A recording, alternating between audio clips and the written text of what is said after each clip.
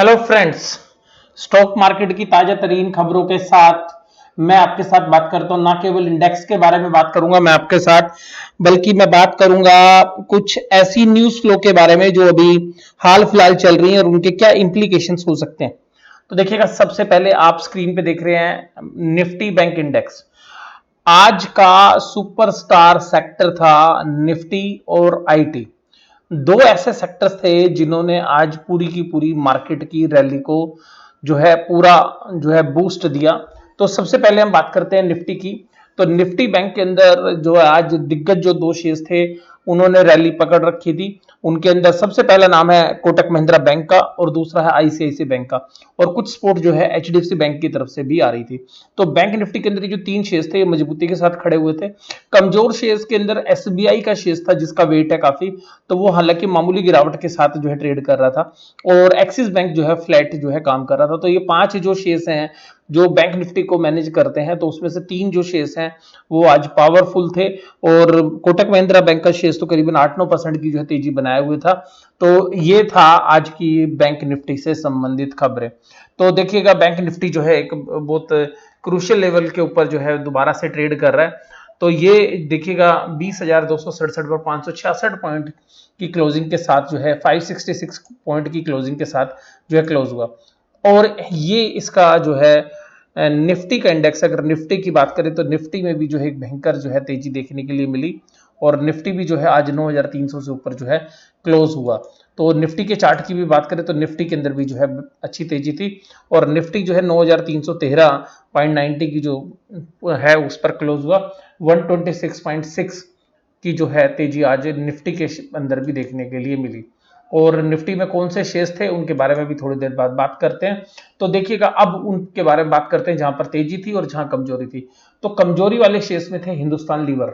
और हिंदुस्तान लीवर के अंदर जो कमजोरी का मुख्य कारण था वो ये था कि जो इसकी होल्डिंग कंपनी है, और उस होल्डिंग कंपनी का मानना ऐसा है कि उसको लग रहा है कि जो कोविड-19 की जो प्रॉब्लम है उससे जो ओवरऑल बिजनेस के अंदर जो है ग्रोथ जो है वो कम होगी, या डी ग्रोथ की जो है संभावना जो है कंपनी ने जताई। तो ये जो कंपनीज बहुत हाई पी वैल्यूएशंस पर ट्रेड करती है, तो यहाँ पर जो लॉन्ग टर्म इन्वेस्टर्स हैं या कुछ इस तरीके के जो इंस्टीट्यूशनल इन्वेस्टर्स हैं शायद उन्होंने प्रॉफिट बुकिंग की होगी। पावर ग्रिड का जो शेयर है, तो पावर ग्रिड से जो है पावर की कंजम्पशन जो है घटी हुई है, तो वहां पर जो है इस कंसर्न से संबंधित जो है पावर ग्रिड और एनटीपीसी दोनों के शेयर्स के अंदर जो है गिरावट देखने के लिए मिली। लार्सन का जो शेयर्स है, एलएनटी का जो शेयर्स है, इसका मतलब है इस शेयर्स के अंदर अभी जो है इंफ्रास्ट्रक्चर से संबंधित जो एक्टिविटीज हैं उन पे पोज है, तो उस वजह से जो है उनके अंदर कमी की वजह से या पोज की वजह से जो है इस सेक्टर को जो है पसंद नहीं किया जा रहा है।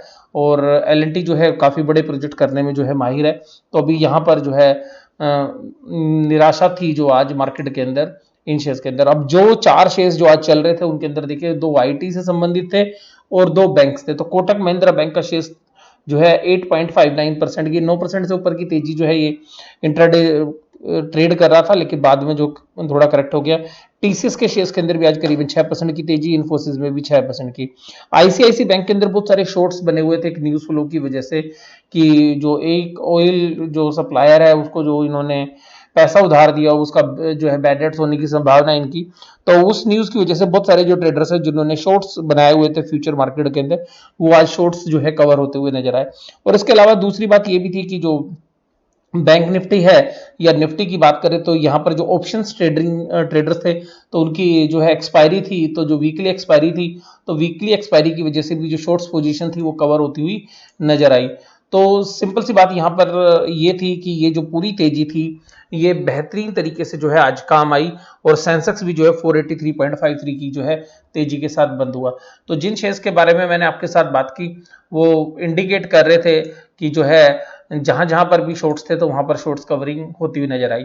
अब कुछ ऐसी खबरों के बारे में बात करते हैं जो लाइमलाइट में है या उनका हम एनालिसिस करते हैं। तो देखिएगा, RBI much hyped refinance window में fail to help small MFIs and MSMEs.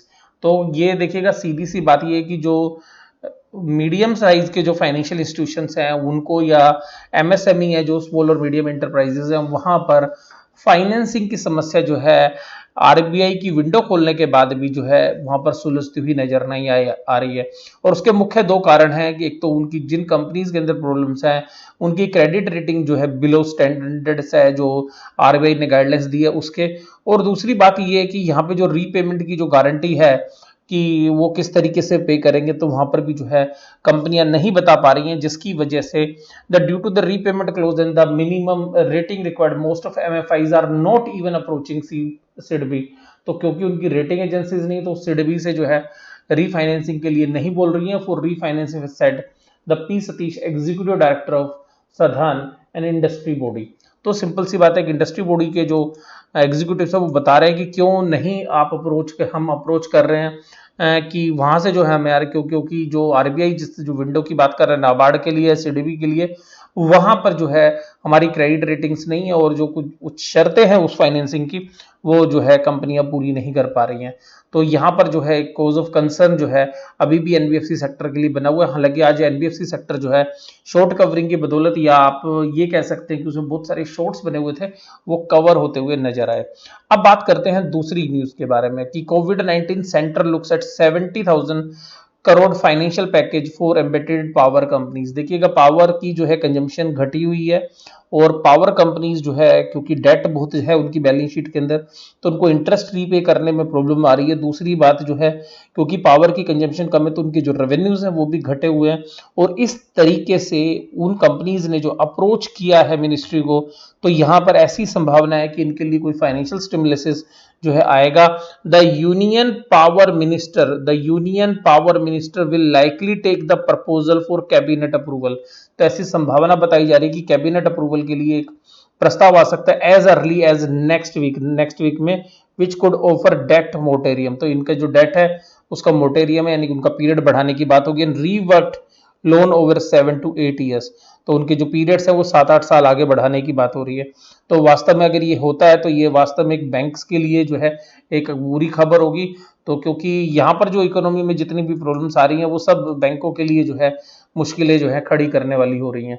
तो यहाँ पर जो कोविड-19 की जो खबर है कि सेंटर जो है पावर कंपनीज को पैकेज देगा, तो इनको यहाँ पे जो पेमेंट्स है जो बैंक्स का पैसा लगा हुआ है वो थोड़ा लेट मिलता हुआ नजर आएगा। दूसरी बात करते हैं, डाउ जोन्स जो है बहुत अच्छी तेजी के साथ अभी ट्रेड कर रहा था, तो अभी जो है करीबन 5 मिनट पहले ही जो है ये मैंने जो है कोर्ट से जो है लिए हैं।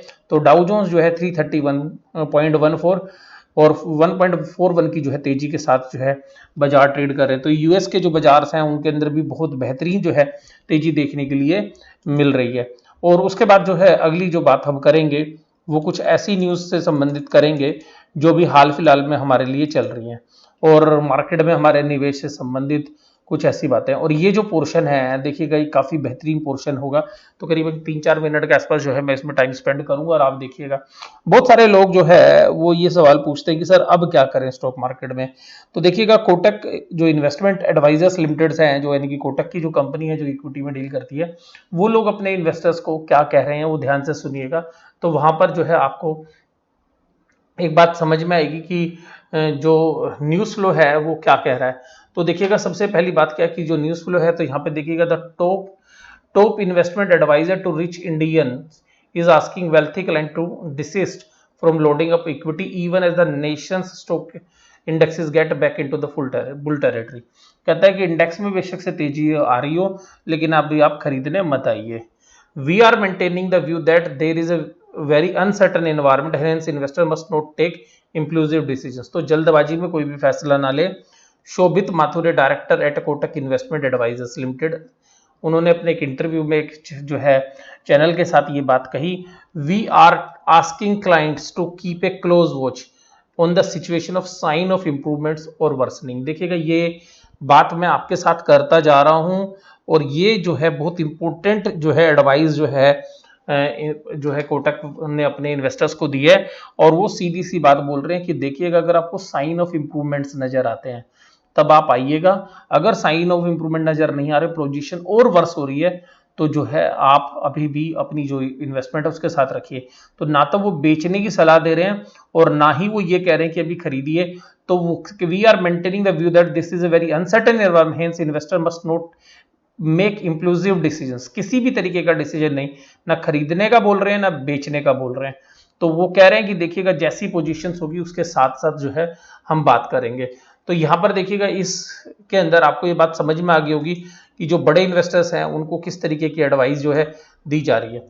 अब दूसरी बात जो है, आज जो कुछ स्टॉक्स थे जिन्होंने 52 वीक के जो है लो टच किए, तो देखिएगा इससे आपको आइडिया लगेगा कि कौन से जो सेक्टर्स हैं जिनको लोग पसंद नहीं कर रहे, जिसमें आदित्य बिरला फैशन है एंड रिटेल्स, ये जो रिटेल वाला बिजनेस है और फैशन वाला, इसको आशियाना हाउसिंग के अंदर जो है, फिर देखिएगा बजाज फाइनेंस जो है, ऐसी कंपनी जिन्होंने आज अपने 52 वीक लो टच किए। जी पावर, तो पावर में आपके पास बात, आज गोदरेज इंडस्ट्रीज ने भी टच किया और महाराष्ट्र सीमलेस, क्यूज corporation, Praxis home retails and Spandana Sphoorty financials. तो देखिए एनबीएफसी पे तो जो है सबसे बड़ी जो है गाज जहां पर गिरती हुई नजर आ रही है, और जो आरबीआई के जो एफर्ट्स थे उसके बाद भी जो है पैसा नहीं मिल पा रहा। और डोमेस्टिक बेंचमार्क इंडेक्स की हम बात कर चुके थे कि किस तरीके से आज वो ट्रेड कर रहे थे। तो यहाँ पर जो है जिन शेयर्स पर मैंने बात की, उसके अलावा जो अब ये जो आज की जो न्यूज़ है, देखिएगा ये एक बहुत ही बेहतरीन न्यूज़ है जो मैं अब आपके साथ लास्ट में शेयर कर रहा हूँ। और ये जो लास्ट न्यूज़ है ये सबसे बेहतरीन न्यूज़ है। देखिएगा गवर्नमेंट ने एक मेमोरेंडम जो है वो फाइल किया है, और उसमें उन्होंने जो डियरनेस अलाउंस है जो अपने एम्प्लॉइज का 4% बढ़ाने की बात की थी 21% तक, और जिसमें पेंशनर भी इंक्लूड है, तो गवर्नमेंट ने उसको होल्ड पे रख दिया है। और होल्ड पे रखा है कब तक के लिए? जून 30, 2021, यानी कि अगले साल तक। यानी कि आप सिंपल सी बात है कि जो डीए उनको जनवरी 1 से बढ़ के मिलने वाला था, वो डीए अभी होल्ड पे डाल दिया गया, उसको फ्रीज कर दिया गया। देखिएगा ये एक सिंपल सी बात है कि गवर्नमेंट के जो रेवेन्यूज हैं वो नहीं बढ़ रहे हैं, स्टेट गवर्नमेंट के भी रेवेन्यूज नहीं बढ़ रहे हैं, और जो स्टेट गवर्नमेंट और सेंट्रल गवर्नमेंट के आरबीआई के पास जो अकाउंट्स हैं उनसे भी वो जो है ओवरड्राफ्ट की फैसिलिटीज हैं वो उनको यूटिलाइज कर रहे हैं। तो देखिएगा एक सीवियर जो पेन है वो हो सकता है कि आने वाले महीने के अंदर हमें नजर आए, जब नेक्स्ट मंथ के अंदर जो है जब सैलरी पे करनी होंगी स्टेट गवर्नमेंट्स को अपने स्टाफ को, तो वहां पर, और क्योंकि उनके पास जीएसटी और एक्साइज की कलेक्शंस बहुत घट गई हैं, तो यहां पर एक समस्या जो है, स्टेट गवर्नमेंट क्योंकि रिच नहीं है और उनके जो एक्सपेंसेस हैं वो फिक्स नेचर के हैं, रेवेन्यू ना होने की वजह से वो या तो सेंट्रल गवर्नमेंट को अप्रोच करेंगी या वो जो है आरबीआई से जो है और फंडिंग जो है वो लेंगी।